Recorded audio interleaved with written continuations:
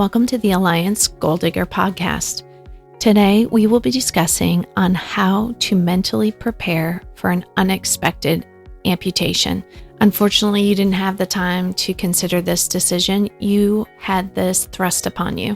So on today's episode, licensed certified prosthetist orthotist Jason Auyer, and owner of Alliance Prosthetics and Orthotics, joins us again to discuss how can we handle the unfathomable news that you have undergone an amputation. Whether you or a loved one is facing life after limb loss, we hope today's episode gives you strength for today and hope for tomorrow. Thank you, Jason, for joining us today. I know you have been a regular and usual guest on our podcast. I'm sorry, as my husband and the expert here at Alliance Prosthetics and Orthotics, along with all of our other clinicians, I'm tapping you to make sure all of our patients have the very best information. So today we're going to talk about a really difficult process, which is why we started the podcast in the first place. When we dreamed this up for our clinic, we thought, the patients who one day were able-bodied or had their limbs, and the next day they don't. They came in one way and walking out or not walking out a different way. Yeah. And this patient population is so near and dear to our heart because how do you plan for something like this? You simply can't. And what would you want to open our podcast with? What prevailing thought do you have? I think the biggest thing, and I'll kind of go back to what our goal is, that we want to communicate to every patient, and that's one word, and that's hope. Yeah. That this is very challenging. No one thinks, hey, today I'm going to have my leg amputated. No one wakes up thinking that. And it's hard to even prepare for it. It is not a normal thing that, quote unquote, normal thing you think you're going to go through. And so, I say this to every single patient that I am counseling and I'm meeting before their amputation, and they probably have just found out they're going to have their leg amputated. I want to communicate hope that this is not the end of your mobility. This doesn't mean that, there's no moving forward here. There is. It can be a challenging road, but it is not impossible. So there's hope, and you need a team of people around you. I know we'll talk about this. You need a team of people around you to help you moving forward towards those goals. The thing that's so challenging is because we don't have the patients in front of us. We can't look at each person and kind of say every single scenario. So I want to go ahead and prepare the listener. We're generalizing. Every traumatic injury is going to be a little bit different because Correct. It's traumatic. We don't know the circumstances surrounding it. But for some of our patients, an amputation was the least of their worries. They had other things going on. Besides just losing a limb. What do you want to say to those patients who have a myriad of injuries, and this is one of the many? Well, I think that's why you need to have a team of people. There are a lot of challenges that you could be going through health-wise. Again, whether this is a result of a traumatic amputation, you were in a car accident or some other accident there, or hey, this was something because of problems associated with diabetes and dysvascular disease or an infection of something that happened. And maybe you also have, in conjunction with this, you're dealing with diabetes, you're dealing with kidney disease, you're having issues with your heart. There's all these things that are going on. And so you need to have a team of people that are helping you with it because it's a lot to manage. And not just, when I say a team of people, not just medical professionals that are helping you medically to make good decisions, but other people that can come alongside and help you just to process this and to remember it all. And there's a lot of things, sometimes we go in and we talk to patients and it can be a deer in headlights situation because maybe they just found out they're going to have their leg amputated and they had just gone through a heart attack, or they also are on dialysis, which means they're having to go to a dialysis center 3 times a week for multiple hours within those days. There can be a lot of other things going on. And to just manage all of that, it can be overwhelming to do on your own. Yeah, absolutely. I honestly, while you're talking, I was thinking about the parents. Because sometimes we treat children or young adults, and unfortunately, for a parent to see their child in this kind of state, Can you talk to parents right now if they're listening to us? What would you want them to hear? Yeah. I think, any parent, and I can say this as being a parent, not that our boys have gone through amputation, but we have 4 boys. We've been through some we've stuff. been through some things. We have some scars. Yeah. But as a parent, you don't want anything wrong to happen to your child. You would shield them from any of this. If your child is having to go through an amputation, you wish that you were the one going through that. And I think that's the thing that can be so hard, is because sometimes you just feel helpless, that you can't do anything. And again, I know that this is not the same at all, but I think about our oldest, Samuel, when he was 4 months old, 3 or 4 months old, and was diagnosed with RSV, had to be in the hospital for about a week. I mean, just this little guy, lying in this hospital bed, and they had to draw blood. And so I had to hold Samuel, and they had to prick his heel, which again, I know is a small thing. He was okay, nothing. But I just remember him as a dad looking at me, not that he was speaking or saying anything, but if he could, Dad, why are you holding me? Why are you letting them do this to me? Why are you allowing this to happen? And I just felt helpless. What can I do? I wish I could take it from him, and I couldn't.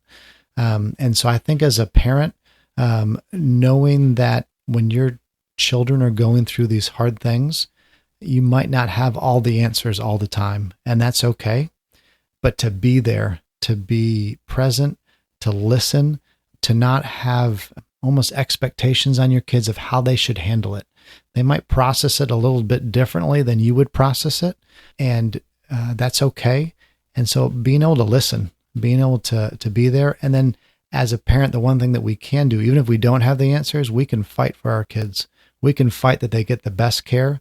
We can fight to make sure they have what they need. And so I think kind of being prepared on both fronts, that sometimes as a parent, we want to be activated and we want to do and go. Right. Right. And sometimes we do. And you need to be. And you need to be. And sometimes you just have to be there.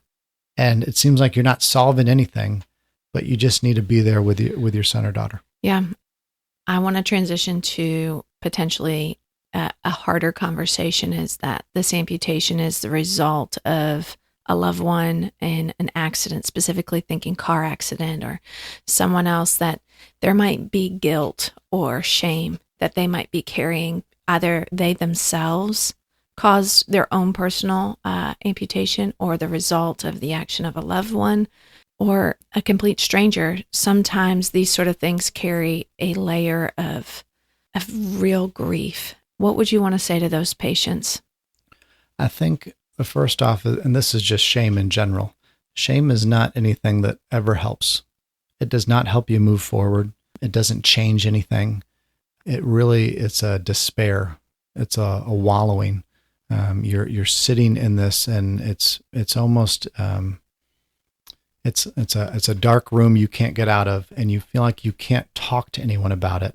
That if they knew this, or if this was brought out, again, that's what that shame does. Yeah. And it takes us away from having, again, a tribe, a community of people that can walk through this with us.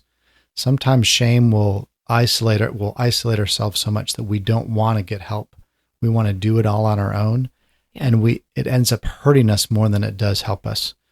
So I think when you've gone through that, you analyze the game tape and you kind of see, and then if someone else caused it, this is what I would strongly recommend, of working through forgiveness.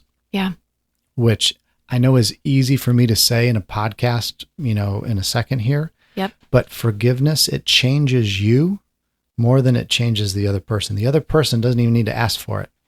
But if you hold on to this anger and this hatred, it's going to tear you down. But then also, say you feel you were the cause of it, you need to forgive yourself.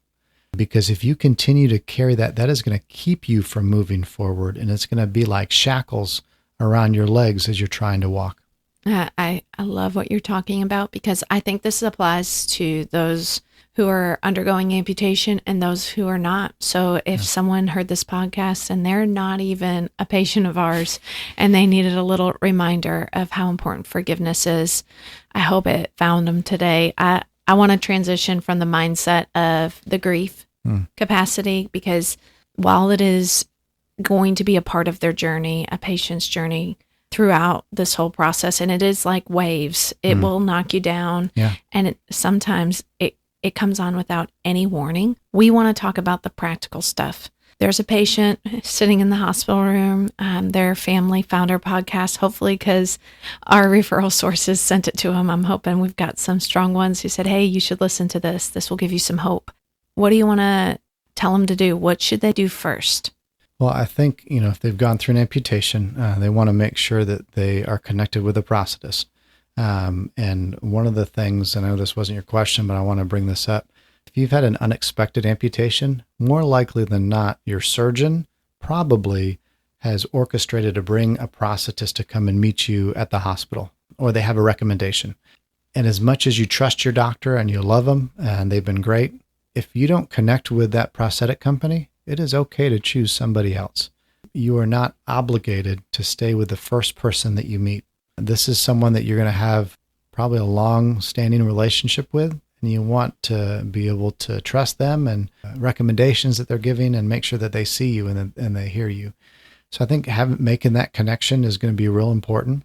But then also knowing too, sometimes it's going to be very hard to know even what questions to ask. Right. It is very common when we go and meet with patients after their amputation, or maybe even right before when it's unexpected, and we'll ask, hey, is there any questions you have? The vast majority of the time, this is very normal, I don't have any right now. I'm sure I'll have them later. Yeah. I think I've heard that 100 times. I know I have as well. Yeah. And that is okay. And once that person leaves the room or is off the phone, it doesn't mean if you think about a question a minute later, you can't write it down. And one of the things for us, we have email us questions. We'll meet another time, but keep that list so we can help as those come up. And whether it's a big question seemingly or a small, seemingly insignificant question, ask.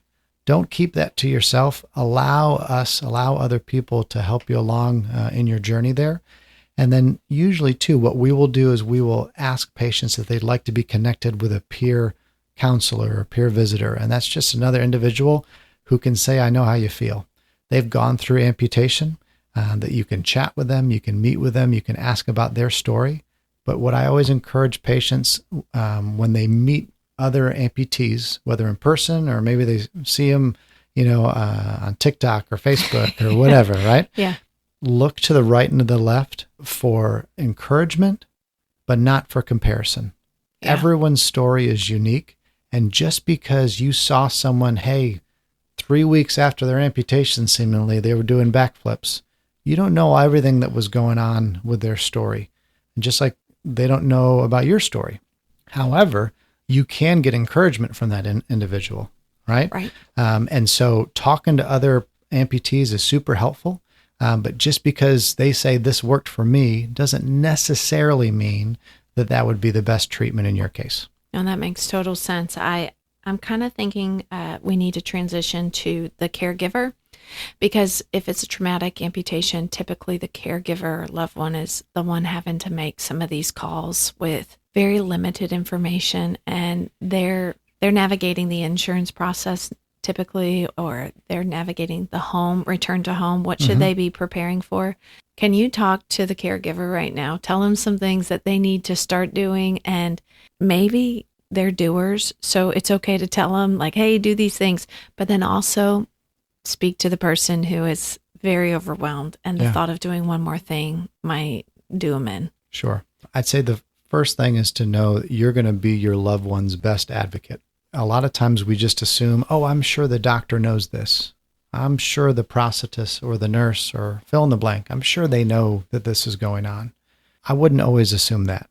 If you're feeling that, hey, we need some more help, we need some more care, reach out, communicate. It doesn't mean you have to fix it, but if you see it, I'd say you're responsible for taking that next step to bringing somebody else in. And the person that is overwhelmed, I think you need to bring people in so that they can share that. One of the things I believe really strongly is that we all have our own load to carry, but burdens we need other people to help us with. Okay. And so your load, there may be some things that no one else can do. You're the only one that can do it in this caregiver situation. But there's a burden of things that this is more than I can handle. And people don't know that unless you voice it and that you bring it up. I think some other practical things, if you're still at the hospital, talk with the case manager. Hey, what is the process for discharge? What does my loved one need to be able to do in order to go home? Do they need to go to a subacute rehab facility?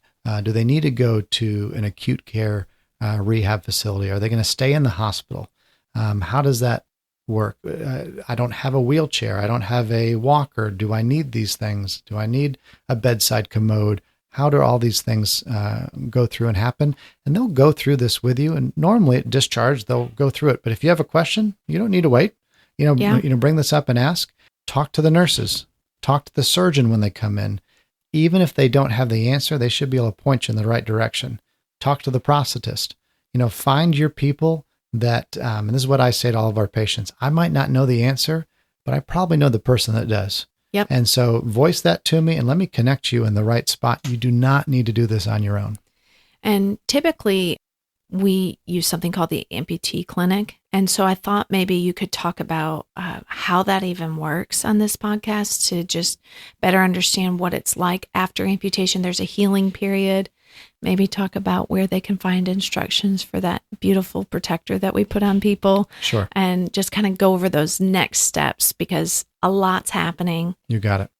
And so that is, any prosthetic company, and, we try and do this really well, is we want to... You mean we do it really well. We do this very well. Thank you for the correction, is to communicate very clearly of what those next steps are. If you've worked with one of our clinicians and you've gone through an amputation, we left you with a whole packet of information, right? A lot of good stuff to be able to go through. But again, at the beginning, it can be very overwhelming with asking the questions like we talked about earlier.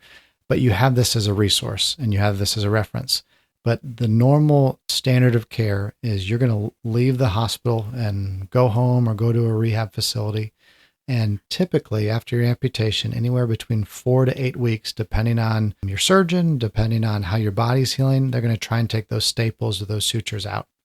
What we do at Alliance is we partner with the Longstreet Clinic Physical Medicine and Rehab Department, and we do an amputee clinic with them. And what that is just a time where us as the prosthetist and Dr. Oshry, Holly Archer as the physicians, that we're meeting with you to talk about next steps with your prosthesis, to start some of the documentation process so that when you are healed up and the staples are removed, we're not waiting multiple weeks or months to fit you with your prosthesis. We can do that a little bit faster.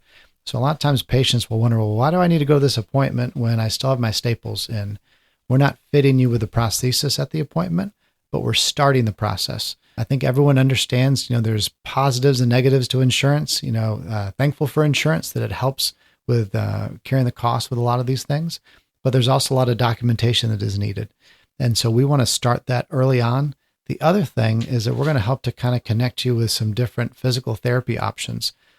Just because you get fit with a prosthesis does not mean you just put it on and you get up and you go and that's it. There's no training involved.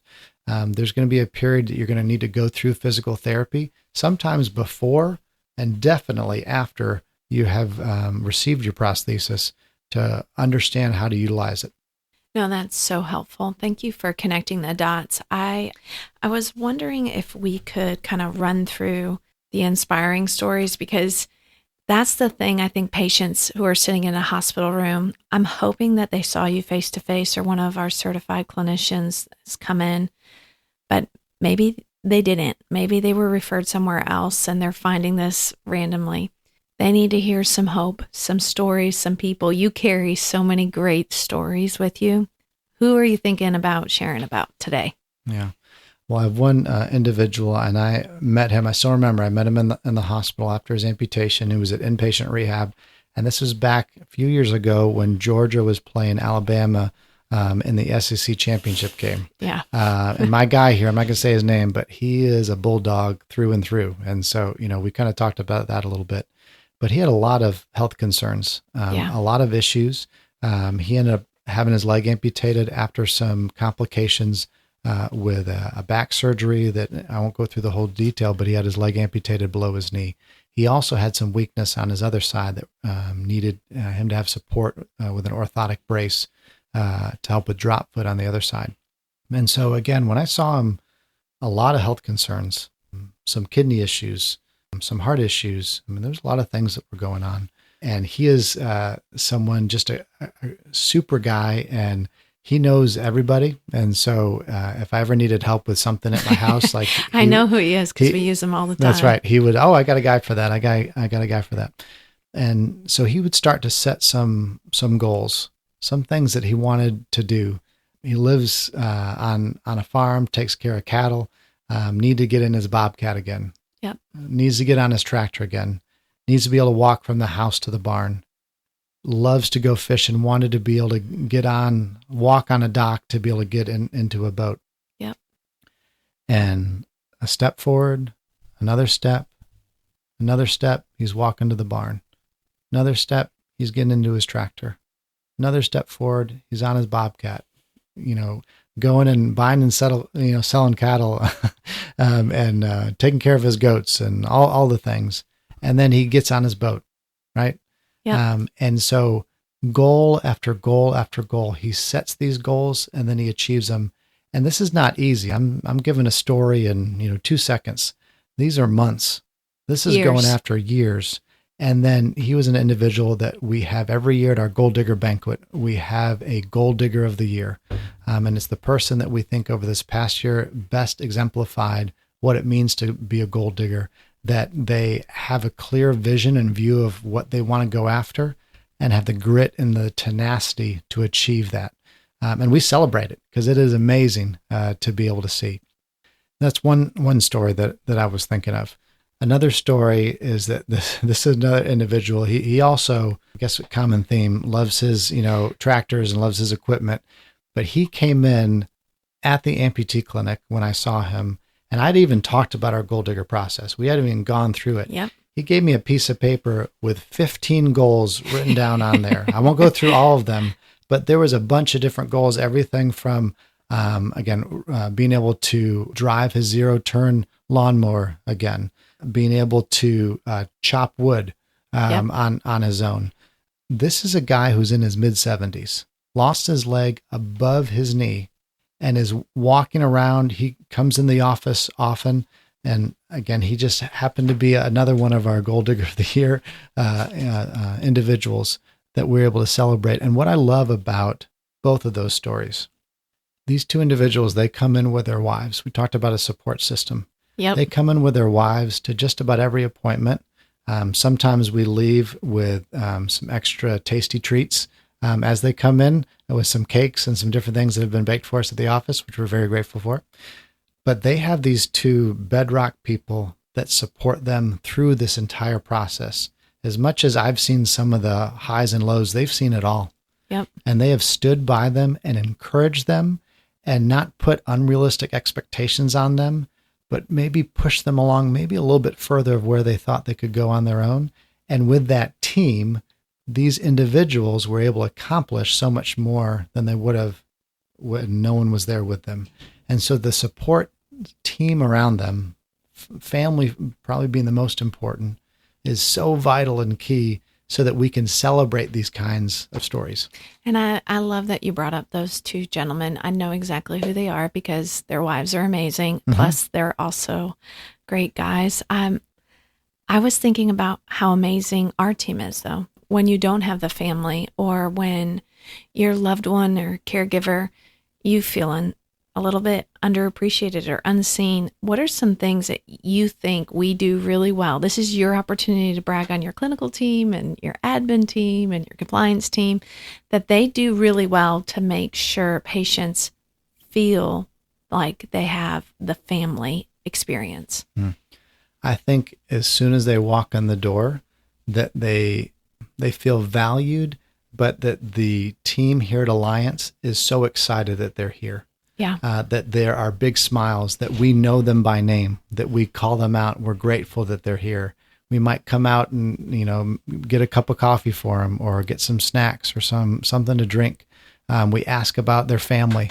what's going on there. I have certain patients that when they come in and they only see me, they're wondering, "Oh, where was Lane? Where was Letty? How come Cindy's not here?" They have relationships with our patient care coordinators because those individuals on our team, and I'll brag about them, have been just as vital to their rehab, just as vital as them achieving goals as what I've done with fitting them with a prosthesis. And so I think that is one thing. They've also seen when maybe insurance is pushing back, they've seen a team that is willing to go to bat and to fight. We got some bulldogs on our team. We do. All right. That they're not Don't mess with them. Don't mess with them. I don't mess with them. But these individuals are going to make sure anything that they can do so that your device is covered appropriately with what your insurance is supposed to do. And I think that's a way that we show patients that we care about them, because we're going to fight for them as if it was our son, our daughter, our spouse, our grandfather, our grandmother, anywhere in between. And I think as far as with our clinicians of how we care for patients really well, you're not just a number. You're not just another amputee. You're not just another patient visit. You have a name. You have a story. You have goals. You have aspirations. And we want to know that. We want to see you. We want to know you. And we want to partner with you to go after those things so that you can honestly say, hey, you know what? I wouldn't wish this on anybody of going through this amputation. In the end, I would love it if tomorrow my leg would grow back. However, life has still been great. Life has still been fulfilling. I'm still accomplishing goals. I'm still moving forward. And that's what our goal is, that as a team here at Alliance, that we're helping to facilitate that. We don't magically do that. We partner with you because it's got to be a decision on both sides. I have a wild idea now. So you were not prepared for this. So buckle up. We started this company together. And one of the things that we say to everyone interviewing is that we are not a Christian company. We're a company run by two Christians. Mm-hmm. So people should experience that and the best that our faith has to offer. One thing you do, you always ask permission first, but you pray for a patient. And so I was hoping, if you would, imagine there is a patient who's sitting in a hospital room and they found out that they've lost their leg or their arm and they said, yeah, please pray for me. Jason, would you please pray for the patient? Imagine them and their loved one, and they just need to hear that there is somebody praying for them. Yeah. And I'm grateful that you asked for that opportunity, because in the end, as much as we say at Alliance, we're on your team and we want to help with this or that, there are mountains that we cannot move. Yeah. But I know a God who can. And so when patients allow me to, I love to do this because I think it makes a big difference. Agreed. So yeah, let's pray. Heavenly Father, God, there are individuals right now that maybe they're lying in a hospital bed and they're wondering, how am I going to be able to go on? They're wondering and they're thinking, should I even continue to go on? I won't be able to do the things I did before. How can I handle this? God, I believe strongly that you are close to the brokenhearted. I believe strongly that you hear us when we cry out to you, that you're not far. God, you say that when we go through storms in life, that you're in the boat with us. God, one of my favorite stories in the Bible is Jesus, when you were in the boat with your disciples, and the storm was raging, and you were sleeping in the boat, and they woke you up because they thought they were going to capsize, and they said, Jesus, wake up, we're going to die. And you stood up, and you quieted the storm, you quieted the waves, and then you looked at them and you said, why were you afraid? And I believe the reason you asked that, why were you afraid, is because you were in the boat with them. And so, God, when patients are going through these hard scenarios, you're not always going to change the storm that it goes away. They might have to endure that storm, but they can have hope. They can have a future because you are with them, that you're in the boat with them. And so, God, I pray that you would comfort them. I pray that even though we're speaking, over the podcast right here, that your presence would be in that room, that they would feel it, that they would know it, and they would be changed by it, and that it would change their perspective. It would change their perspective to know that I can have hope. I can have joy in the midst of this sorrow because there's a God who sees me, there's a God who knows me, and there's a God who has a great plan for me. And we pray this in Jesus' name. Amen. Well, thank you, Jason. I do love it when you pray. Today, we just wanted to close the podcast with a big thank you to Jason and all the team at Alliance Prosthetics and Orthotics for the continued care that they give patients. If you are listening to this podcast and you want to connect with our clinic, you can call us at 770-679-3090 and speak to any of our patient care coordinators and schedule an appointment with our clinicians. But the other thing is if you are not connected and you are considering, how do I find a clinic like this? You can still call us and we will help you find a clinic. We care so much about this patient population and we are honored that you listened today. Thank you so much. Were you inspired or challenged today? If so, connect with us. Follow the links in the description box below. We want to hear from you. Until next time, thanks for listening to the Alliance Goal Digger podcast.